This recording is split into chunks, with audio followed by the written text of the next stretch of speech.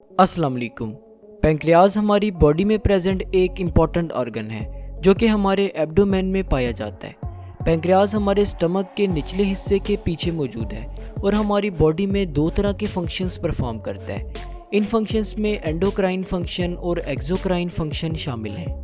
Pancreas का exocrine function food की digestion है। डाइजेशन के दौरान जो खाना हम खाते हैं पैंक्रियाज उसे बॉडी फ्यूल में कन्वर्ट कर देता है।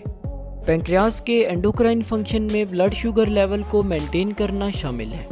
पैंक्रियाज हमारी बॉडी में बहुत से इंपॉर्टेंट हार्मोन्स और एंजाइम्स प्रोड्यूस करता है, जिनमें सबसे ज़्यादा इंपॉर्टेंट इंसुलिन है। पैंक्रियाज में स्पेशल टाइप के ग्रुप ऑफ सेल्स प्रेजेंट होते हैं जिन्हें हम आइसलेट ऑफ लैंगरहैंस कहते हैं। इंसुलिन की प्रोडक्शन आइसलेट ऑफ लैंगरहैंस ही करते हैं। इंसुलिन हार्मोन तब प्रोड्यूस होता है जब ब्लड में शुगर लेवल बहुत ज़्यादा बढ़ जाए।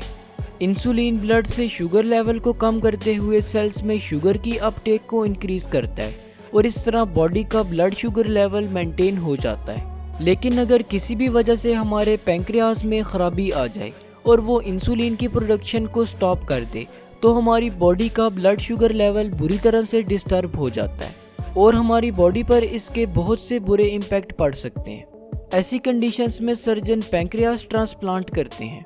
इस दुनिया में सबसे पहला सक्सेसफुल पैंक्रियाज ट्रांसप्लांट 1966 में यूनिवर्सिटी ऑफ मिनेसोटा में किया गया। ये ट्रांसप्लांट डायबिटीज़ टाइप 1 के पेशेंट का किया गया। डायबिटीज़ टाइप 1 में पेशेंट का पैंक्रियाज इंसुलिन की प्रोडक्शन को स्टॉप कर देता है। पैंक्रियाज ट्रांसप्लांटेशन एक सर्जिकल प्रोसेस है जिसके दौरान पेशेंट के डिजीज्ड पैंक्रियाज को डोनर के हेल्दी पैंक्रियाज के साथ रिप्लेस कर दिया जाता है। पैंक्रियाज ट्रांसप्लांटेशन ज़्यादातर उन्हीं पेशेंट्स का किया जाता है जिनकी एज 20 से 40 साल के दरमियान हो। ऐसे पेशेंट्स जिन्हें ग्लूकोज लेवल रेगुलेट करने में बहुत ज़्यादा मुश्किलात पेश आएँ, उनका पैंक्रियाज ट्रांसप्लांट करने के चांसेस भी बहुत ज़्यादा होते हैं। ऐसे पेशेंट्स जिन्हें किसी भी किस्म की कार्डियोवैस्कुलर डिजीज़ हो, उनका पैंक्रियाज ट्रांसप्लांट नहीं किया जाता। पैंक्रियाज ट्रांसप्लांट की 4 टाइप्स हैं जिनमें pancreas transplant alone, combined kidney pancreas transplant, pancreas after kidney transplant और पैंक्रियाटिक आइसलेट ट्रांसप्लांट शामिल हैं।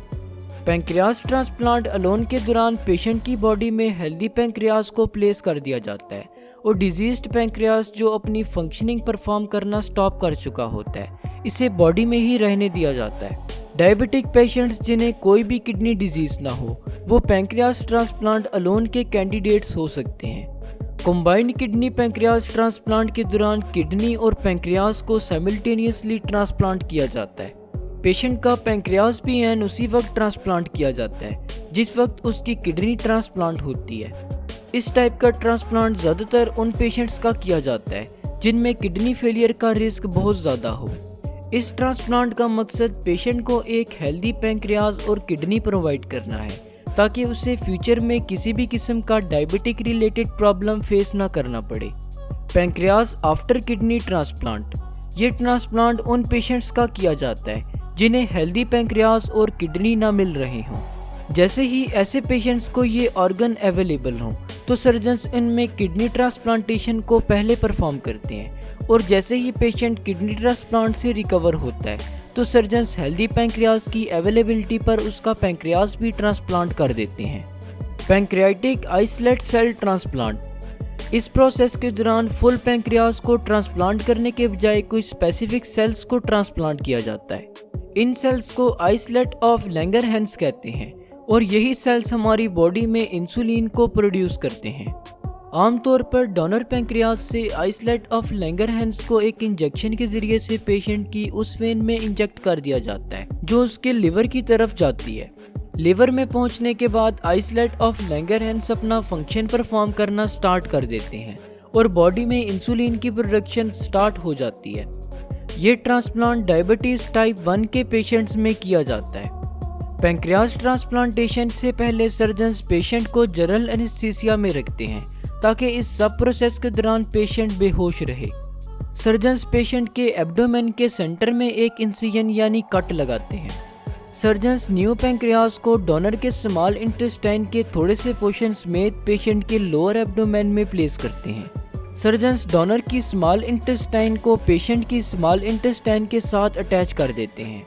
और डोनर के पैंक्रियाज को ब्लड वेसल्स के साथ अटैच कर देते हैं। पेशेंट के पैंक्रियाज को भी बॉडी में ही रहने दिया जाता है ताकि डाइजेशन में हेल्प मिल सके।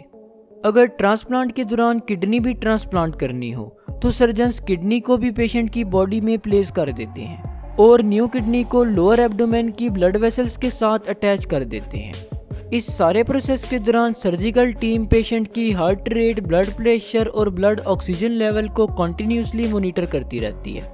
ऑपरेशन के बाद पेशेंट को आईसीयू में शिफ्ट कर दिया जाता है और तकरीबन 1 हफ्ते तक इसे हॉस्पिटल में ही रखा जाता है और इसके बाद डिस्चार्ज कर दिया जाता है। डिस्चार्ज होने के बाद भी पेशेंट को अपने फ्रीक्वेंट चेकअप्स करवाने पड़ते हैं। पैंक्रियाज ट्रांसप्लांट के रिस्क फैक्टर्स में blood clot, bleeding, infection, urinary complications, failure and rejection of donated pancreas शामिल हैं। पैंक्रियाज ट्रांसप्लांट के बाद पेशेंट को अपनी बाकी सारी लाइफ कुछ मेडिसिन्स लेनी पड़ती हैं। ये मेडिसिन्स एंटी रिजेक्शन मेडिसिन्स कहलाती हैं। इन मेडिसिन्स के साइड इफ़ेक्ट्स में bone thinning, high cholesterol, high blood pressure, nausea, diarrhoea और वॉमिटिंग वगैरह शामिल हैं। अगर पेशेंट की बॉडी न्यू पैंक्रियाज को एक्सेप्ट ना करे तो पेशेंट में जो सिम्टम्स अपीयर होते हैं उनमें बेली पेन, शुगर लेवल, वॉमिटिंग और डिक्रीज यूरिनेशन वगैरह शामिल हैं। पैंक्रियाज ट्रांसप्लांट के बाद पेशेंट को जो डाइट्स लेनी चाहिए उनमें fruits, vegetables, meat, poultry, fish, cereals वगैरह शामिल हैं। पेशेंट को ट्रांसप्लांट के बाद रेगुलर बेसिस पर फिजिकल एक्सरसाइज करनी चाहिए ताकि वो अपनी नॉर्मल हेल्थ को एंजॉय कर सके। तो होप सो आज की इस वीडियो से आपको कुछ ना कुछ ज़रूर नया जानने को मिला होगा। अगर आप मेडिकल से रिलेटेड वीडियोस देखना चाहते हैं तो hymns Hafeez Haripur online lectures YouTube channel को विजिट करके ज़रूर सब्सक्राइब कीजिएगा। Hymns Hafeez Haripur online lectures YouTube channel पर मेडिकल से रिलेटेड टॉपिक्स पर ऑलरेडी काफ़ी वीडियोस अपलोडेड हैं। चैनल का लिंक आपको ऊपर कार्ड्स और वीडियो के डिस्क्रिप्शन में मिल जाएगा। शुक्रिया, अल्लाह हाफिज़।